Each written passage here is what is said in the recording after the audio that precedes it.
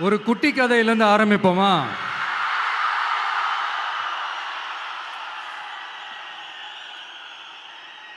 ஒரு பெரிய ஊர், ஒரு 4 ரோடு ஜாயிண்ட் ஆகிற மாதிரி ஒரு ஜங்ஷன், ஒரு பிஸியான ஏரியா, ஆள் நடமாட்டம் அதிகமாக இருக்கக்கூடிய ஒரு ஏரியா. அங்கே சென்டரில் ஒரு முரட்டு ஜல்லிக்கட்டு காலை ஒன்று நின்றுட்டு இருக்குது. காலில் மண்ணை வீசிக்கிட்டு சீறிக்கிட்டு அப்படியே நின்றுட்டு இருக்குது. யாருமே பக்கத்தில் போக முடியல. அந்த இடம் ஒரு கேஷுவலாக மாறணும் அப்படின்னா அந்த காளையை அடக்கி அமைதி ஆக்கினா தான் மறுபடியும் ஒரு பேக் டு நார்மல் சுச்சுவேஷனுக்கு அந்த இடம் மாறும். அந்த ஊரில் இருக்கிற ஒரு சில பேருக்கு மட்டும்தான் அந்த காளை அடங்கும். அவங்க யாருமே அங்கே இல்லை. ஆனால் அந்த க்ரௌடில் இருந்த ஒரு சில பேர், ஆல்ரெடி அந்த காளையை அடக்கணவங்களோட இருந்த ஒரு சில பேர், எங்களுக்கு இல்லாத அனுபவமா? நாங்க பார்க்காத காளையா?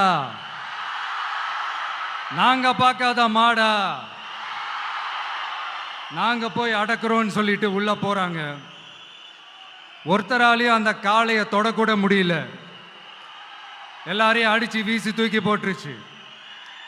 இப்ப என்னடா பண்றது அப்படின்னு பார்க்கும்போது அந்த கூட்டத்தை விலக்கிட்டு ஒரு சின்ன பையன்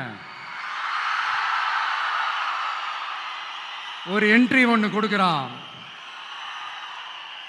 உங்களுக்கு தான் தெரியும்ல, டேய் எங்களாலே முடியல, நீ எல்லாம் என்னத்தை போய் கிழிக்க போற? எங்களுக்கு அவ்வளோ அனுபவம் இருக்குது, நாங்களே அடிபட்டு ஓரமா படுத்து கிடக்கிறோம்.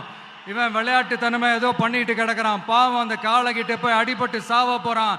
பச்சா பையன், அந்த பையன், இந்த பையன், அண்டர் எஸ்டிமேட் பண்றது, ஏளனமா பேசுறது, இப்படி ஒரு பக்கம். இன்னொரு பக்கம் பரிதாபப்பட்டு, ஐயோ பாவமே, இப்படி தனியா போய் மாட்டிக்கிட்டானே அந்த காலை கிட்ட, என்ன பண்ண போறானோ அப்படின்ட்டு ஒரு பக்கம் பரிதாபப்பட்டு பேசுறாங்க. அந்த சின்ன பையன் எதுவுமே காதலையே போட்டுக்காம 2 பாக்கெட்லையும் கையை விட்டுக்கிட்டு ஸ்டைலா கெத்தா தில்லா அப்படியே உள்ள போறான். ஒரு ஸ்டெப் எடுத்து வைக்கிறான், அந்த காலை அப்படியே சீறிக்கிட்டே நின்றுட்டு இருக்குது. இன்னொரு ஸ்டெப் எடுத்து வைக்கிறான், காலை அப்படியே சீறிக்கிட்டே முன்னாடி வருது. மக்கள் எல்லாரும் பதட்டத்தோடு அப்படியே பார்த்துட்டு இருக்கிறாங்க. இன்னொரு ஸ்டெப் எடுத்து வைக்கிறான், காலை அப்படியே முட்டை வரும்போது பாக்கெட்டுக்குள்ள மறைச்சி வச்சிருந்த 2 புல்லுக்கட்டு அதை அந்த காலை கிட்ட காட்டுறான். காலை அப்படியே சடனா வந்து நின்று அது மூடெல்லாம் மாறி அந்த புல்லுக்கட்டை சாப்பிட ஆரம்பிச்சிருச்சு. அந்த சின்ன பையனும் அந்த காளை அப்படியே தடவிக்கிட்டே வரான். காளையும் பக்கத்தில் ஒரு குழந்தை மாதிரி நடந்து வந்துக்கிட்டு வருது. பக்கத்தில் இருந்த ஒரு வயல்வெளியில் அந்த காளையை மேய விட்டுட்டு வரான். மக்கள் எல்லாரும் அந்த பையனை ஆச்சரியமாக பார்க்குறாங்க. அந்த அடிபட்டு கிடந்த அந்த அனுபவசாலிங்க தலையை தொங்க போட்டு நின்றுட்டு இருக்கிறாங்க. ஏன்னா பேசின பேச்சு அப்படி. வாய் இருக்குன்றதுக்காக நக்கலுமா நையாண்டியுமா நச நச நச நசன் ஒரே பேச்சு. என்ன பண்றது, தலையை குனிஞ்சு அப்படியே நின்றுட்டு இருக்கிறாங்க. அங்க ஒரு பெரியவர் வர்றார். வந்து அந்த பையன்கிட்ட கேட்கிறாரு, எப்படிப்பா இப்படி ஒரு முரட்டு காலை சீறிட்டு நின்றுட்டு இருந்தது, எப்படி அந்த காளையை அடக்கின அப்படின்னு கேட்டதுக்கு அந்த பையன் சொல்றான், ஐயா எனக்கு அந்த காளையை பார்த்தா கோபமா இருந்த மாதிரிலாம் எனக்கு தெரியல, அந்த காலை பசியோடு இருந்த மாதிரி இருந்தது.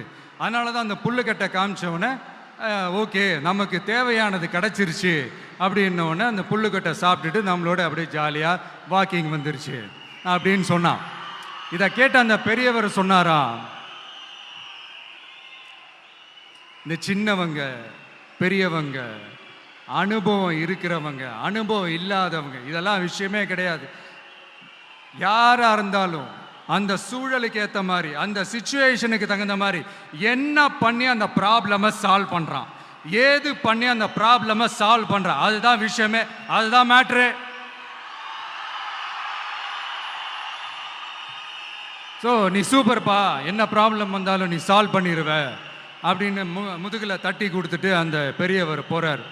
இப்போ அந்த கதையில் அந்த முரட்டு ஜல்லிக்கட்டு காலை தான் நம்ம தமிழ்நாட்டு அரசியல் களம். அந்த பெரியவர் தான் நம்ம தமிழக மக்கள்.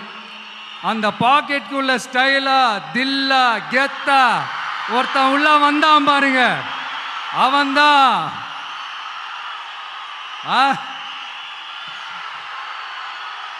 நான் இல்லைங்க, நான் இல்லை, நானு நீங்க நாம எல்லாருமா சேர்ந்து மாபெரும் மக்கள் சக்தியா இருக்கக்கூடிய நம்ம டிவிக்கு, அதுதான் அந்த சின்ன பையன்.